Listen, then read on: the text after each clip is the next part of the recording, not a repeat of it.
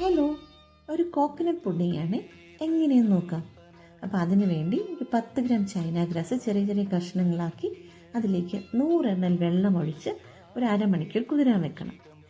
1 litre pudding മിക്സിന് 10 gram china grass എന്നുള്ളതാണ് അളവ്.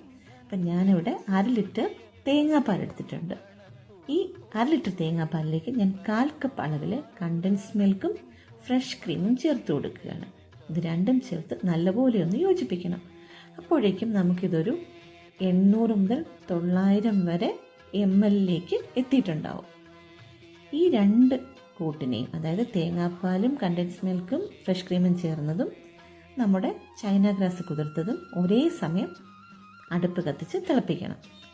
ഇത് രണ്ടും നല്ലപോലെ ഒന്ന് തിളച്ച് കിട്ടുമ്പോഴേക്കും തീ ഓഫ് ചെയ്യുക. ചെറുതായിട്ടൊന്ന് ടെമ്പറേച്ചർ കുറയാൻ വേണ്ടി സമയം കൊടുക്കണം. അത് കഴിയുമ്പോൾ ചൈന ഗ്രാസ് നല്ലപോലെ ഒന്ന് അരിച്ച് തേങ്ങാപ്പാലിലേക്ക് ഒഴിച്ചു കൊടുക്കണം. എന്നിട്ട് ചെറുതായിട്ടൊന്ന് മിക്സ് ചെയ്യുക.